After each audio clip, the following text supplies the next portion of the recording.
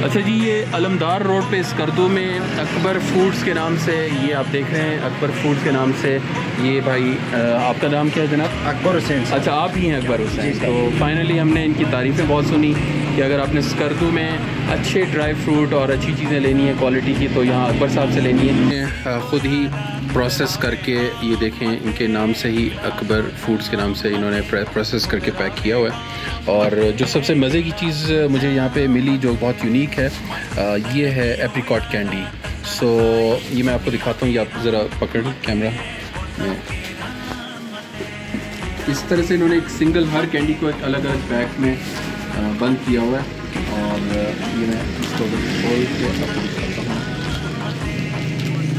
बुनियादी तौर पे ये एप्रिकॉट ही है और उसको उन्होंने निकाल के प्रोसेस करके थोड़ा सा उसमें शुगर एडिट करके एक पूरी कैंडी बनाई। मैं इसकी बाइट लाके लेके देता हूँ, आपको अंदाज़ा होगा। तो this is exactly like a candy, तो प्योर एप्रिकॉट कैंडी। तो ये एक चीज़ हम यहाँ से ले रहे हैं। लें जी तारड़ साहब, हम यहाँ से देखें वापस जा रहे हैं, आगे नहीं जा रहे। ये PTDC K2 मोटेल है और मैंने बचपन से ही जो है ना इसका ज़िक्र सुनता रहा कि तारड़ साहब इसके किनारे, दरियाए सिंध के किनारे बैठ के, और मेरी ख्वाहिश थी कि हम यहाँ K2 मोटेल में जाते और चाय पीते, खाना खाते और तारड़ साहब को याद करते। तो पता ही चला कि जैसे मुल्क भर में PTDCs बंद हैं, मेरा भी ख्याल था, लेकिन हमने कहा चलो ट्राई करते हैं।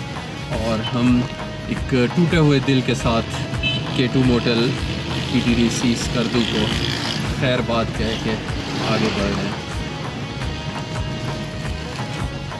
अच्छा जी, फाइनली 3:15 बजे हम इस वक्त स्कर्दू से टर्न ले रहे हैं सतपारा रोड पे टूवर्ड्स देवसाई प्लेन्स। आज इंशाल्लाह हमारी मंजिल देवसाई है। तो ये वो सतपारा गांव है जहाँ से हम गुजर रहे हैं।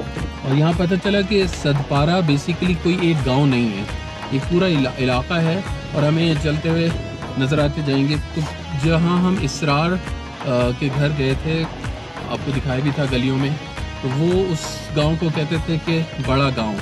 तो वो बेसिकली उन्होंने कहा कि यहाँ का इस सतपारा इलाके का सबसे बड़ा गांव है, उसका नाम ही बड़ा गांव है।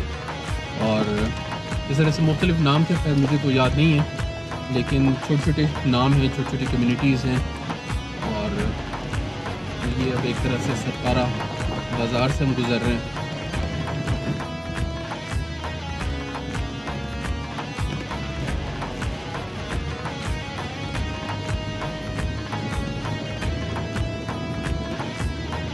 यहाँ पे भी दरख्तों को कपड़े पहनाए हुए हैं, यहाँ ज़्यादा सर्दी होती है।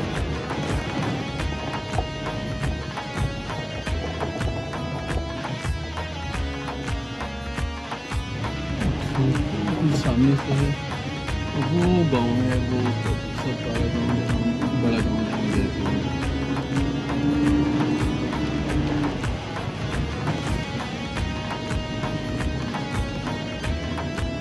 है। सो यहाँ पे हम पहली वाटर क्रॉसिंग आ गई इस वक्त, Satpara, Hasan Satpara lake view point.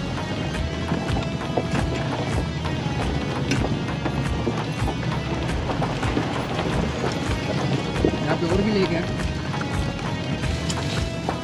Welcome Satpara national heroes, Nisar Hussain Satpara, Hasan Satpara, Ali Satpara, Ali Raza Satpara, Sharif Satpara. Satpara गांव के फ़ौरन बाद ही ये एक चेक पोस्ट है जहां से आप देवसाई नेशनल पार्क का टिकट लेते हैं। तो हमारा ख्याल था 100 रुपये होंगे, यहाँ पे अब 300 रुपीज़ पर पर्सन टिकट है। तो बस ये टिकट्स लिए हैं, अब निकलने की तैयारी है। और ये देखें जी, ये फाइनली बैरियर ऊपर उठता जा रहा है और हम खुशामदीद इनटू देवसाई प्लेस। सतपारा गांव से निकलते ही ये ज़िगज़ैग्स या स्विच बैग्स शुरू हो चुके हैं और ये इस चीज़ की अलामत है। अब हम तेज़ी से एल्टीट्यूड गेन कर रहे हैं, बुलंदी की तरफ जा रहे हैं। और अमूमन ये पासेस पे जब आप जाते हैं तो वहाँ पे आपको इस तरह के ज़िगज़ैग्स मिलते हैं। और ये ज़िगज़ैग्स बहुत छोटे ज़िगज़ैग्स हैं, लाइक डिस्टेंस थोड़ा सा तय करते हैं और फिर एक स्विच बैक आ जाता है। तो इसका मतलब ये है कि आप बहुत तेज़ी से, बहुत जल्दी से आप हाइट गेन कर रहे हैं। इस वक्त हम 10,040 फुट की बुलंदी पे मौजूद है ऑलरेडी।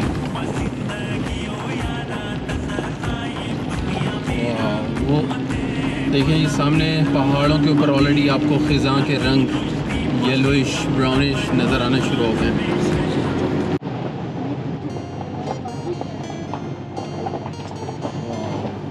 बहुत ही खूबसूरत येलो कलर के दरख्त हैं, पूरे पूरे दरख्त पीले हो चुके हैं इनके पत्ते।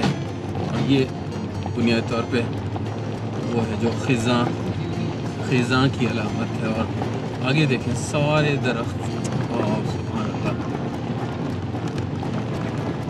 Amazing amazing. ये छाँव में है चूँकि यहाँ पे इस वक्त ये ग्रीन भी है, लश ग्रीन भी है, और थोड़ा सा जो धूप वाली साइड पे वो येलो है, और जो ऊपर हमें इवन ब्राउन भी नज़र आ रहे हैं।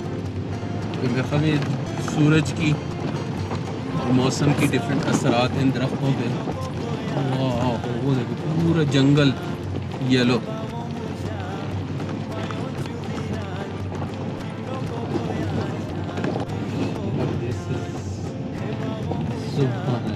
Just amazing.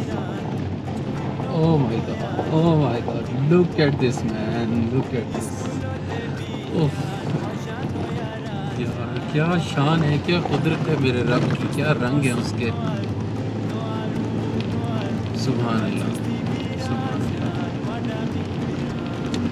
आई विश आपको ये कैमरा इतने खूबसूरत रंग दिखा सके जो इस वक्त मैं देख रहा हूँ यहाँ पे अपनी आंखों से।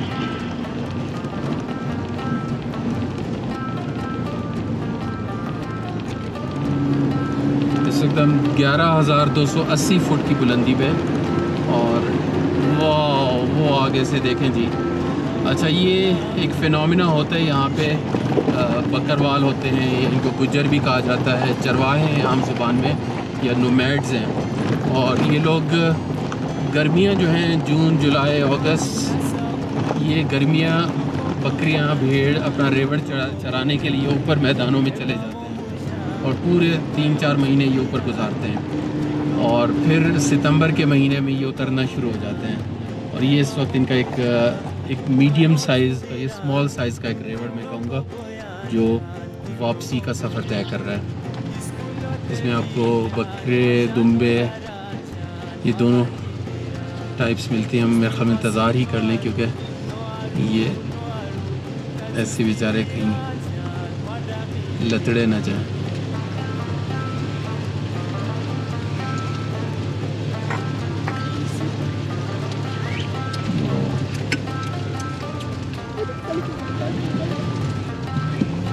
चले जी, हमें स्कर्दू से चले हुए 1 घंटा 45 मिनट हो चुके हैं। और उसके बाद अब हमें ये फाइनली औतंग नैरो पथरीले ट्रैक के बाद, पहाड़ों में घिरे ट्रैक के बाद, ये ओपन स्काई और सूरज की रोशनी नज़र आ रही है, जो इस चीज़ की अलामत है कि हम गालिबन ऊपर देवसाई के प्लेटोज़ पे पहुंच चुके हैं। और इस वक्त एल्टीट्यूड जो है मेरी उस पर 12,800 फीट है। सो आई एम अज्यूमिंग कि अगले चंद मिनटों में हम देवसाई की जो वास्टनेस है और ओपननेस है उसको देख सकेंगे।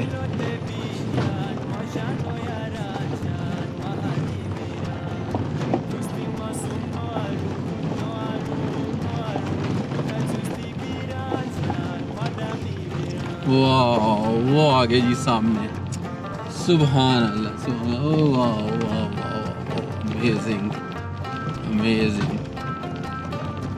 This is beautiful. अल्हम्दुलिल्लाह फाइनली मैंने फ़र्स्ट टाइम वसीम यादव का प्लान किया था हम लोगों ने, मेरे बेस्ट फ्रेंड्स वसीम, जमशेद, अफजल, जो हमारे एक माउंटेन मैनिक्स का क्लब था। तो इन ईयर 2000 प्लान किया था देवसाई का ट्रैक, और फॉर सम फैमिली रीज़न्स मैं नहीं ज्वाइन कर सका था, लेकिन उसकी सारी प्लानिंग मैंने करके दी थी। तो 2000 के बाद 22 साल के बाद देवसाई ने मुझे इजाज़त दी कि मैं उसको देख सकूं। Thank you Deosai. और देवसाई, मुझे नहीं पता इसका वजह तस्मिया, लेकिन जो नाम उर्दू में अगर इसको देखूं तो ऐसी जगह जहाँ पे देव का साया हो। तो देव कामत जो ये मैदान है, चरागाहें हैं, आई थिंक ये वो रीज़न है। काफ़ी मेहनत, तकरीबन पौने 2 घंटे स्कर्दू से ऊपर आने के बाद फाइनली एक साइन बोर्ड आया है जो हमें कह रहा है कि you are entering Deosai national park. So इसका मतलब ये है कि this is now the entrance of Deosai national park. और यहाँ पे हमने रुक के पूछना है अली मलिक, ये अली मलिक है, ये अली मलिक है। अच्छा, ये एक और अली मलिक के बाद एक यॉग कढ़ाई होटल आ गई है, देवसाई सतपारा टॉप। सलीम सतपारा साहब हैं जिसको रन करते हैं। ये बेसिकली होटल है और साथ कैंप्स लगे हुए हैं। और सतपारा पे जो है ना इस वक्त सूरज गुरूब हो रहा है। वाह, वो पीछे बर्फपोश ग्लेशियर भी नज़र आ रहे हैं मुझे बैकग्राउंड में कैसे। और ये काफ़ी खुली सड़क है इस वक्त। और जब बारिश वगैरह में यहाँ काफ़ी कीचड़ होता होगा, मैंने वीडियोस में देखा है। बाइकर्स खासतौर पर जब आते हैं तो काफ़ी तंग होते हैं। लेकिन अच्छा, इस हाइट पे, इस एल्टीट्यूड पे हम इस वक्त जनाब 13,170 फुट की एल्टीट्यूड पे मौजूद हैं। और ये एक खुली सड़क हमें यहाँ पे दस्तयाब है।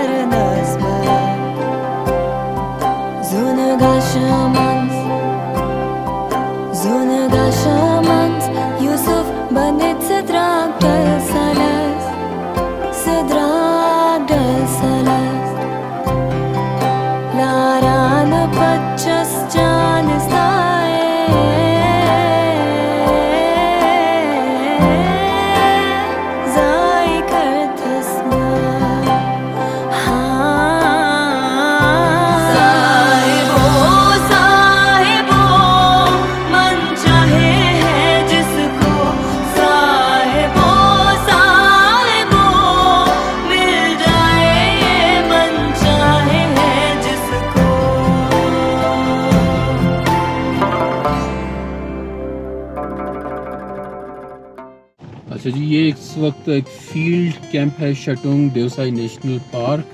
और इसी जगह का हमें बताया गया है कि यहाँ पे फ़िदा हुसैन साहब हमें मिलेंगे। और यहाँ पे मुझे कोई आबादी के आसार तो नज़र नहीं आ रहे। मैं इस जो छोटा सा हट सा बना हुआ है इसकी तरफ टर्न लेता हूँ, देखता हूँ। Welcome to Deosai tent city Baig hotel and Shatung Deosai.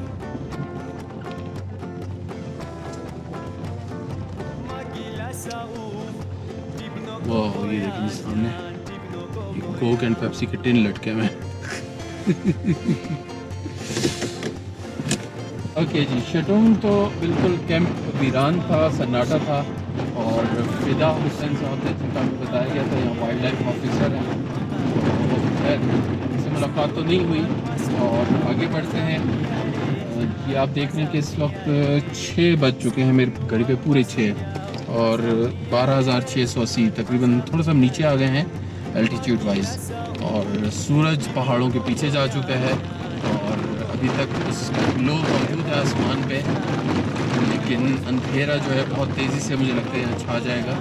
सर्दी बहुत मज़े की थी बाहर। अभी मैं निकला था शटुंग, तो अभी ख़बर ये है कि आगे 6 किलोमीटर है यहाँ से बड़ा पानी, जो हमारा एस्टिमेशन है कि तकरीबन 24 मिनट यहाँ से लगेंगे, विच मीन्स 6:24 को हमें बड़ा पानी होना चाहिए। हम अपने असेसमेंट को दोबारा वहाँ जाके वेरीफाई भी करेंगे। तो meanwhile we are just enjoying this evening view of Deosai plains. बस हम हैं और देव हैं और अल्लाह रब्बुल इज़्ज़त की ज़ात है जो हर जगह हर वक्त मौजूद है। और मुझे हालत है यहाँ जैसे हम और ज़्यादा करीब आ चुके हों। सो बड़ा पानी पे जो यहाँ की कैंप साइट है वहीं पे हम आए। आपको बताया था कि वहाँ पे पुलिस चेक पोस्ट पे हमने रुक के फ़ौजी भाइयों से बात की। उन्होंने कहा कि आगे यहाँ होटल है, वहाँ पे आप कैंप लगा लें। तो हम यहाँ कैंप लगा रहे थे, तो यहीं पे जो मैनेजमेंट थी वो भाई आए। उन्होंने कहा कि हमारे यहाँ कैंप्स बाकायदा लगे हुए हैं, तो आप उनको इस्तेमाल कर लें। हमने कैंप निकाल भी लिए, सेटअप रेडी कर लिया। तो फिर उनका रेस्टोरेंट वगैरह भी था, तंदूर पे रोटी बन रही थी। तो फिर टीम से मशवरा किया तो फाइनल ये फ़ैसला हुआ कि जो यहाँ एग्जिस्टिंग इनके कैंप्स हैं हम बहुत नॉमिनल उन्होंने वो रेट कर दिए थे, क्योंकि वैसे एंडिंग चल रही है। इन्होंने ऑलरेडी बहुत सारा सेटअप पैक करके यहाँ से भिजवा चुके हैं, वो कैंप अवेलेबल कर दिया है। तो रात हम उस कैंप में गुजारेंगे और खाने में कुछ सालन हम अपने साथ पैक लेके चल रहे थे, वो हमें गर्म करके दे रहे हैं। कुछ हमने यहाँ से ले लिया है। और एक चीज़ का ख्याल रखिएगा, रोटी जो है ना 50 रुपए की है, क्योंकि आप इस वक्त देवसाई टॉप के ऊपर हैं। तो यहाँ पे बस अब खाने का इंतज़ार है। सर्दी आपको मेरे हुलिये से अंदाज़ा हो रहा होगा, इस वक्त मज़े की है, भरपूर है। सो आपको गर्मा गर्म रोटी मिल जाए, इससे अच्छी नेमत क्या हो सकती है। और उस चीज़ के जो ज़िम्मेदार हैं ना, वो भाई ये पीछे खड़े हुए हैं, इनकी दिखा दें जी। बहुत शुक्रिया जनाब आपकी मेज़बानी का। बिस्मिल्लाह करते हैं, चलिए।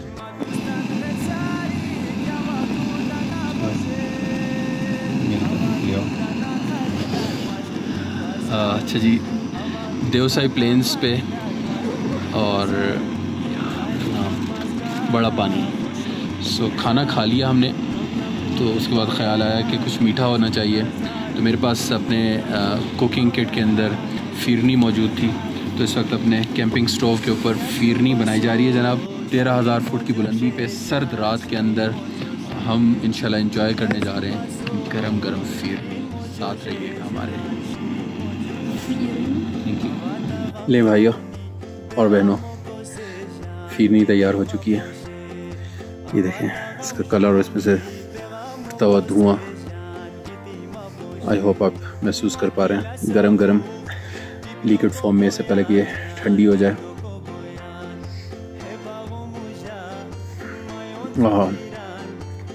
हॉट ड्रिंक का हॉट ड्रिंक है, डिज़र्ट का डिज़र्ट है, मज़े का मज़ा है।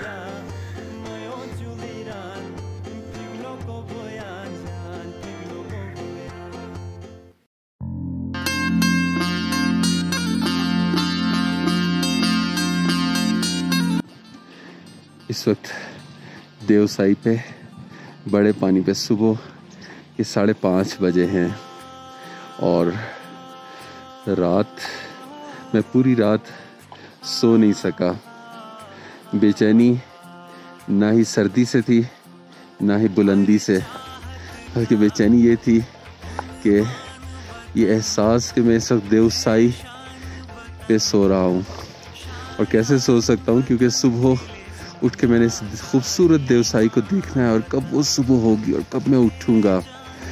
5 बजे का अलार्म लगाया, 4:30 बजे खुद ब खुद आँख खुल गई और उठा तो चांद नज़र आया, सितारों से भरा आसमान नज़र आया और फिर हर लम्हे बदलते रंग, रोशनी, कलर्स और अभी तक मुसलसल इस नेचर के म्यूज़ियम में इस आर्ट वर्क को, इस कंटिन्यूअस परफॉर्मेंस को देख रहा हूँ। और यहीं पे कुछ साइबेरियन परिंदों को अपने ऊपर से गुजरते हुए उनकी आवाज़ें सुनते, उनकी एक्साइटमेंट को देखा, इस बड़े पानी की आवाज़ और इसकी तरोताज़गी को महसूस किया। और ये देखें, ये कितने खूबसूरत रंग हैं इस वक्त आसमान के ऊपर, और ये हर बादल का टुकड़ा, उसका अपना एक डिज़ाइन, उसका अपना कलर, और वो कितने एक्साइटेड हैं आज इस देवसाई के ऊपर सूरज को वेलकम करने के लिए। और ये वो पहाड़ियाँ हैं, छोटे छोटे टीले हैं जिनके पीछे से सूरज किसी भी लम्हे ऊपर निकल आएगा। वाह, सुभान अल्लाह। ये देखिए,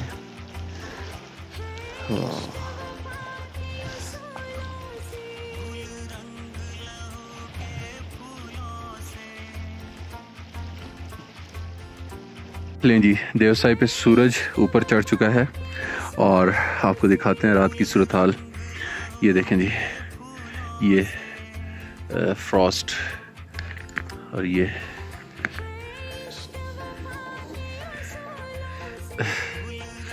बर्फ जमी है और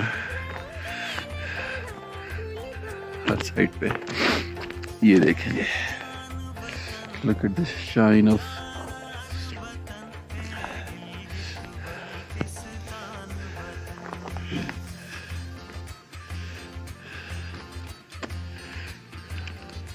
wow, I can see the crystals. Wow.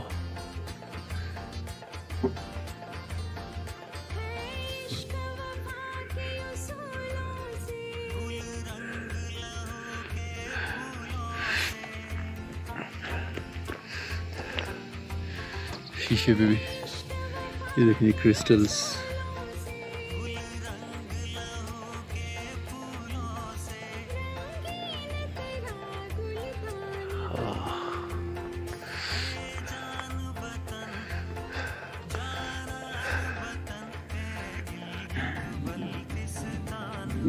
समझ नहीं आता कि कौन सी चाय सबसे बेहतर थी, वो जो यूथ इम्पैक्टर्स के घरों में बैठ के उनकी मोहब्बत की चाह थी, या इस वक्त 13,000 फुट की बुलंदी पे इस सर्दी में देवसाई प्लेन्स के ऊपर बैठ के पिए जाने वाली चाय, और ख़ास तौर पे इसके साथ ये जो पापड़ नुमा पराठे हैं,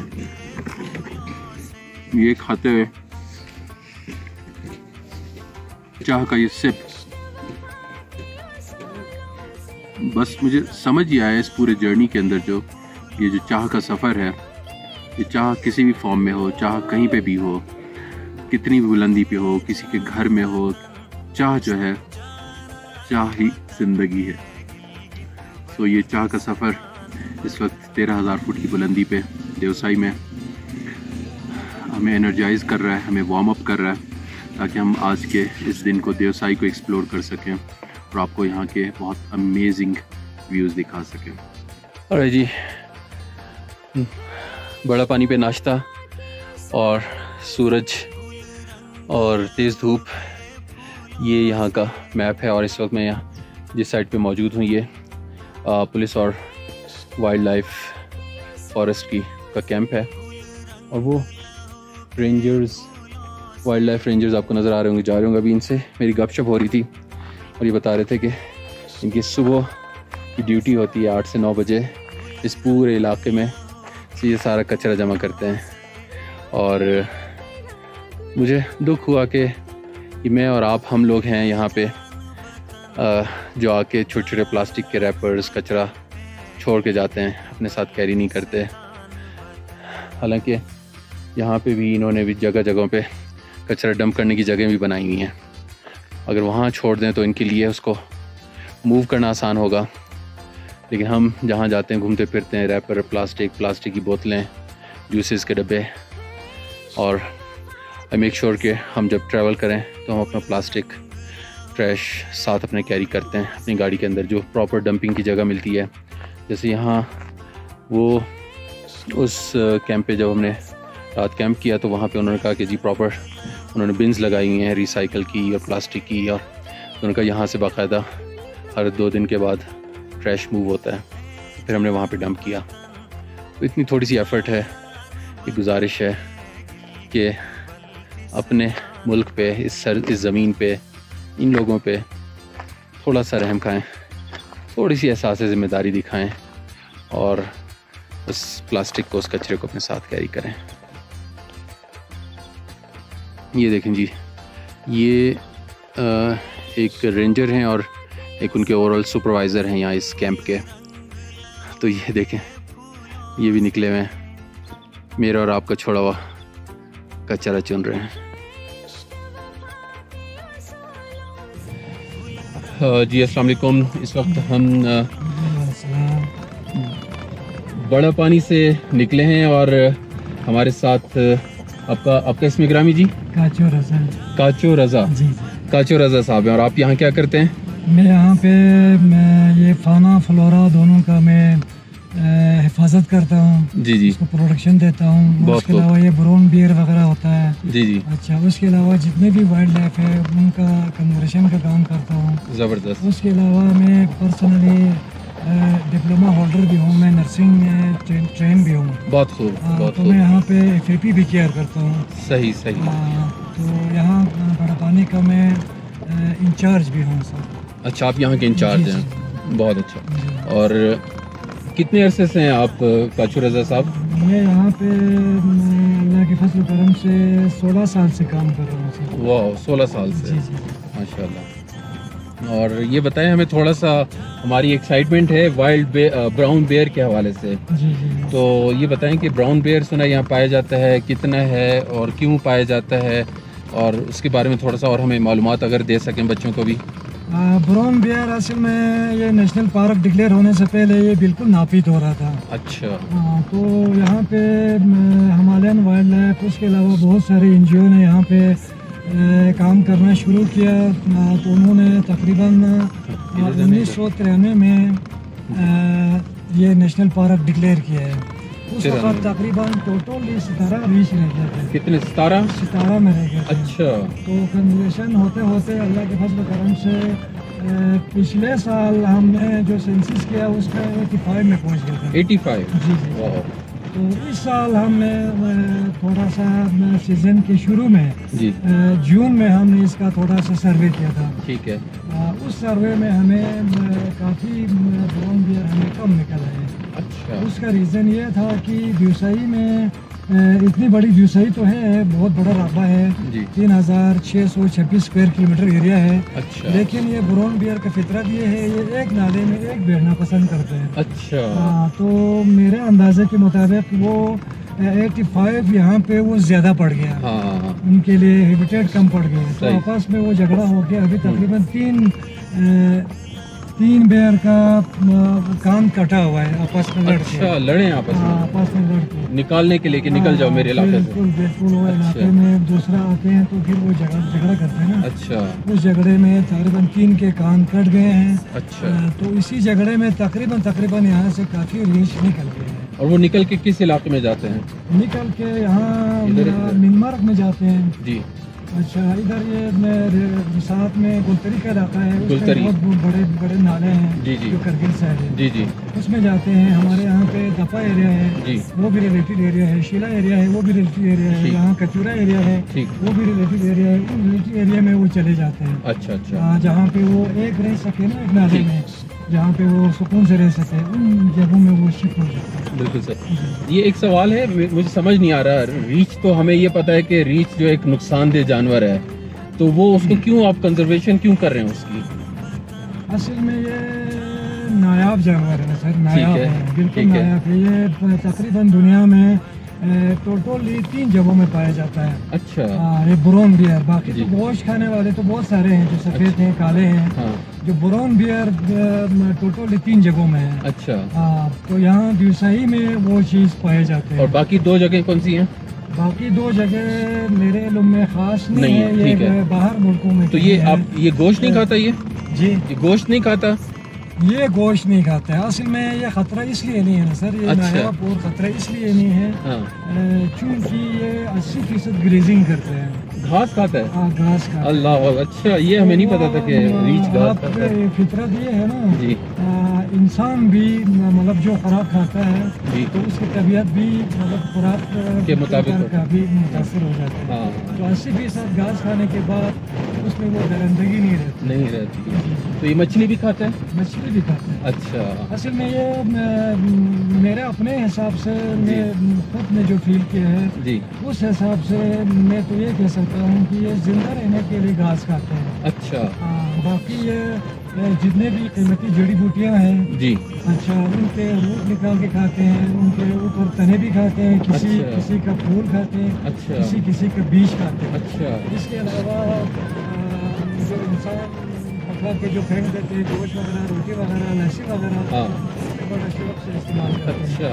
अच्छा, इसके अलावा ये सीज़न के शुरू में क्योंकि वो ऑपरेशन पीरियड से निकल के बहुत लाभार होते हैं, कमज़ोर होते हैं जी, तो उस टाइम पे वो ज़्यादा से ज़्यादा अपने वो फैट पूरा करने के लिए, कमजोरी पूरा करने के लिए वो ज़्यादा से ज़्यादा ये मरमोट इस्तेमाल करते हैं। मरमोट? जी जी। अच्छा, उसको भी खाता ही है? जी जी। मरमोट असल में उसका फैट बढ़ाने का मेन रिसोर्सेज जो है वो मरमोट है। अच्छा जी, मरमोट पूरा फैट है। सही सही सही सही सही, ज़बरदस्त, इंटरेस्टिंग, बहुत अच्छा। आप लोगों के जहन में कोई सवाल बच्चों आप कुछ पूछना चाहें?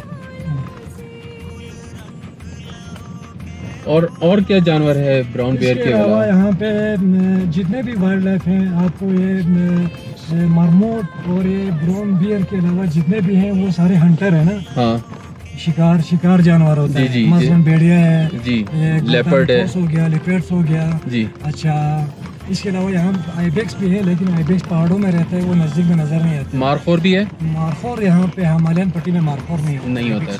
ठीक ठीक ठीक। अच्छा, अभी हम ये हिमालय में कराक्रम से निकल आए? कराक्रम से निकल। अच्छा अच्छा, इंटरेस्टिंग, सही सही।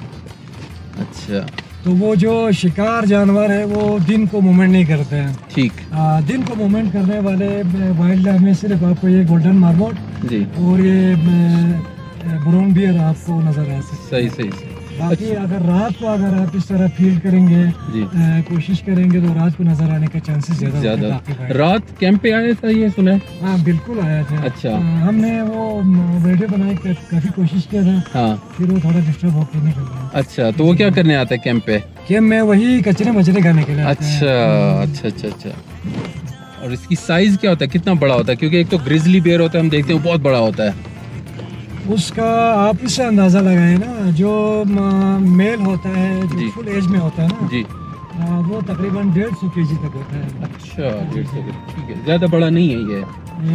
असल में वो बड़ा ही नज़र आता है ना। हाँ, क्योंकि बाल होते हैं उसके, क्योंकि उसमें ये है इसका 150 kg वजन के बाद उसमें जो पावर आता है वो तकरीबन 300 kg का पावर आता है। अच्छा, आप इसे अंदाजा लगाए ना, 160 kg वाला इंसान 100 kg उठा सकता है ना, ठीक है ना, तो उसका पावर डबल हो जाता है। एक दूसरी बात, उसका जो बाल शाल है वो भी थोड़ा सा काफ़ी रोकदार नज़र आता है, तो उस वजह से वो बहुत बड़ा नज़र आता है। तो ये इंसानों पे भी अटैक करता है?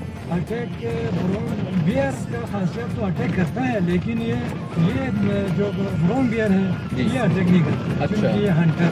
अच्छा, ये हंटर नहीं है। ठीक ठीक ठीक, सही है। ये अगर ये मरमोट भी खा लेते हैं ना, मरमोट ये पकड़ के नहीं खाते हैं। अच्छा, ये इसकी बिल को खोद के निकाल के फिर खाते हैं। अच्छा, शिकार नहीं करता उसका? शिकार नहीं करता। अगर कहीं गलती से होते वक्त उसके पाँवों के बीच से अगर वो भागने में कामयाब हो जाता है ना, हाँ, तो ये पीछे नहीं जाता। अच्छा अच्छा अच्छा, ज़बरदस्त ज़बरदस्त, बहुत अच्छा। अच्छा जी, ये हम हमारे वाइल्ड लाइफ के इस वक्त रेंजर हैं, यहाँ के इंचार्ज हैं कचू रज़ा साहब। ये एज ए गाइड हमें इस वक्त देवसाई के जो साइड एरियाज़ हैं वहाँ लेके जा रहे हैं। बड़ा पानी से हम निकले, उस नाले के साथ साथ बड़ा पानी नाले के साथ आगे जा रहे हैं, और हमारी ख्वाहिश है कि हम ब्राउन बियर को देख सकें इंशाल्लाह। तो ये सब हम समझ लें बिल्कुल ऑफ रोड कर रहे हैं। और इनका कहना है कि कल रात हम जिस जगह कैंप किए थे तो वहाँ पे वो आया भी था, और इन्होंने इसकी वीडियो भी बनाई, स्पॉट भी किया है। और वो बुनियादी तौर पे जैसे उन्होंने बताया कि वहाँ पे जो बचा कुचा खाना होता है, रोटियाँ होती हैं, इस तरह की चीज़ें। और पहली दफ़ा आज मुझे पता चला कि ये जनाब हर्बीवोर है बुनियादी तौर पे, और 80% इसकी खुराक घास है, जड़ी बूटियाँ हैं, और 20% में ये मार्मेट और मछलियाँ वो खाता है। तो चलिए, very interesting experience and kind of a lifetime experience Deosai की इन बुलंदियों के अंदर, 13,000 फुट की बुलंदी पे, and we are on adventure to spot brown bear मार्मेट।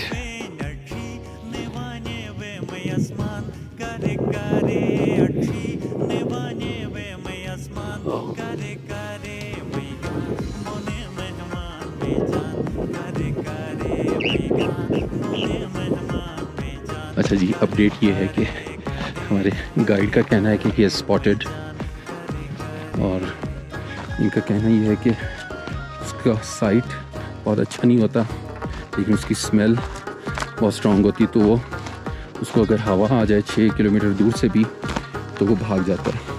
इसलिए वो हमें कह रहे हैं कि हम थोड़ा सा डिप्रेशन में रहते हुए और नीचे से छुप के उसको स्पॉट करते हैं। बाइनोकुलर्स हैं और उनकी मदद से हम यहाँ नीचे छुप के उसको स्पॉट करने की कोशिश करते हैं।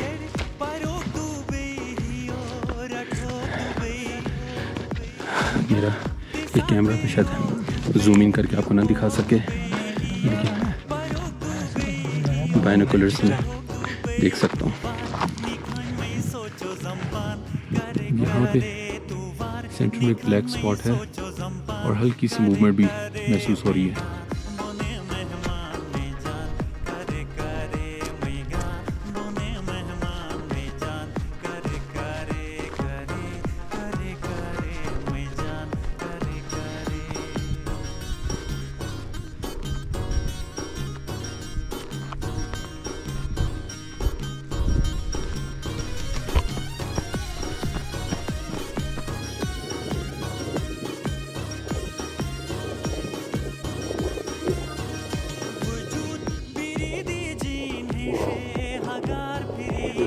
बॉडी मूविंग चल रहा है,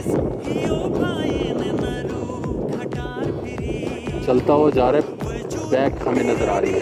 वाह इतनी वो आपको गाड़ी दिखाता हूँ वहाँ पे, कहाँ पे, यस दैट्स वेयर। ये हमने गाड़ी छोड़ी, रेंजर के साथ भाग के ऑल द वे यहाँ पे आए और फाइनली ये वो एरिया है जहाँ पे हमें इस जगह तकरीबन ये बेयर स्पॉट किया गया। अच्छा, वो रेंजर का कहना है कि हम आगे करीब जाएंगे तो वो स्मेल कर लेता है हवा से और वो पीछे चला जाएगा, और हमारे कैमराज इतने स्ट्रॉन्ग नहीं है कि हम उसको बहुत क्लोजअप ले सकें, बट नेकेड आई से we could see it moving, walking, और इस वक्त वो घास या रूट्स निकाल के खा रहा है और बहुत हैवी बॉडी नज़र आ रही है। This is just incredible. हम तकरीबन कुछ 40 मिनट के बाद बड़ा पानी से चले थे। 40 मिनट के बाद ये काला पानी, यस काला पानी पहुंच चुके हैं। काला पानी मुझे समझ ही आया है, इसको शायद इसलिए कहते हैं कि यहाँ ज़मीन काले रंग की है, मट्टी पानी के नीचे, इसलिए पानी बिल्कुल ब्लैक नज़र आता है। और यहाँ पे भी कैंप सिटी मौजूद है, बाइकर्स नज़र आ रहे हैं और बेसिक फैसिलिटीज़ यहाँ पे अभी तक मौजूद हैं। और आगे एक ब्रिज है जहाँ से हम आगे का सफ़र तय करते हैं।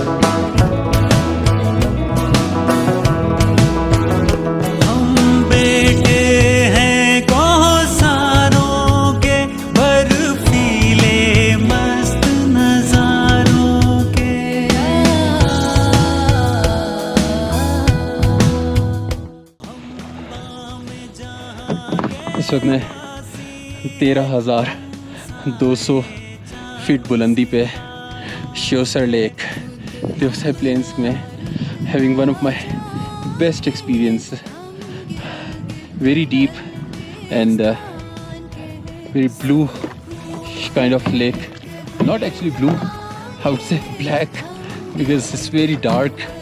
ख़ासतौर पे इसमें हवा इस वक्त बहुत स्ट्रॉन्ग है और मैंने सुना ही है कि हमेशा श्योसर पे विंड बहुत स्ट्रॉन्ग होती है और ऑलमोस्ट लेवल 2 की वेव्स यहाँ पे चल रही हैं, but this is a great fun and adventure as well.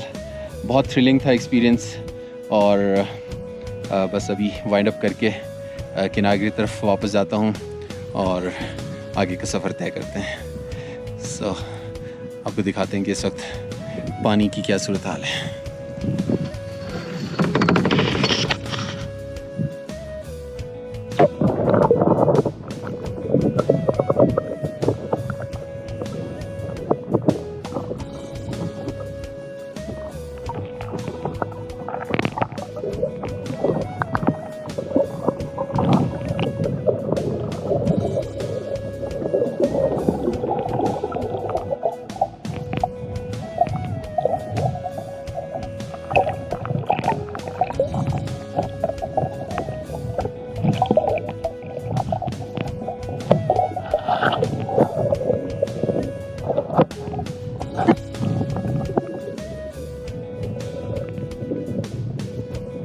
चलें, ये हमारे साथ हमारे यहाँ के, आपका इसमें ग्रामी असगर साहब जो हैं यहाँ पे वाइल्ड लाइफ रेंजर हैं, इंचार्ज हैं सेफ्टी और हर तरह के फॉरेस्ट एंड वाइल्ड लाइफ के इस जगह श्योसर लेक पे, और इन्होंने काफ़ी हमें सेफ्टी के ऊपर ब्रीफिंग भी दी और अभी हमारे साथ हेल्प भी कर रहे हैं कि हम ये कायाक वापस अपनी गाड़ी तक लोड कर सकें।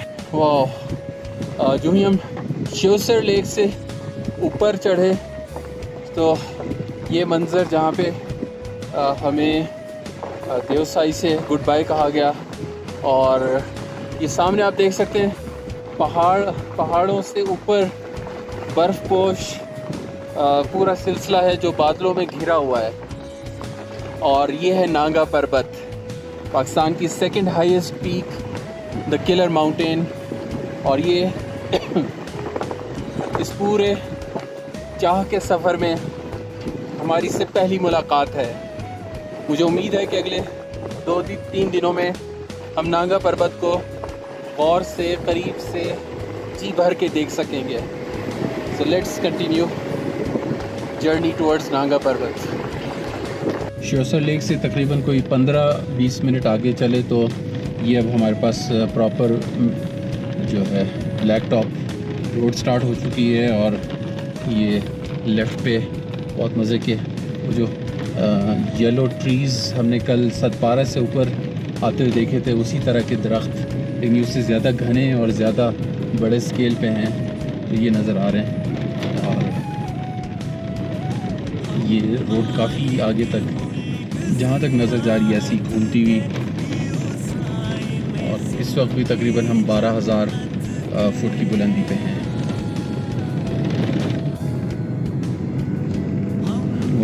ये देवसाई से उतरते ही पहला गांव नज़र आना शुरू हो गया और काफ़ी ग्रीनरी का पैच भी नज़र आया।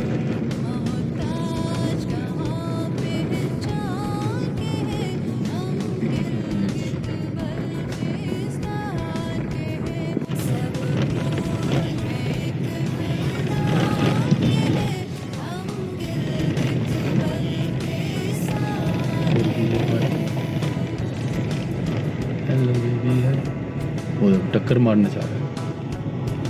बेबी हट जाओ बेबी।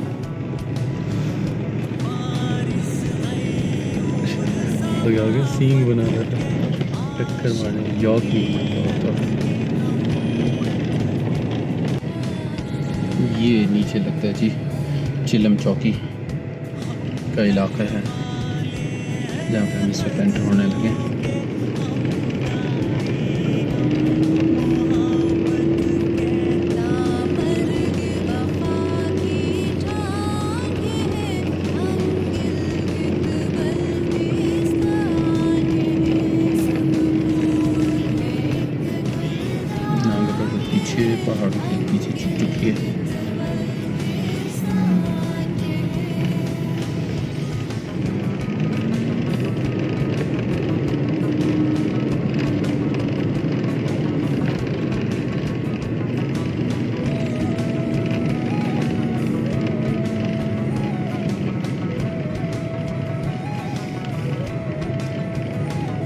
अमेजिंग और ख़ूबसूरत जंगल है जिसके व्यूज़ इस वक्त हम देख रहे हैं।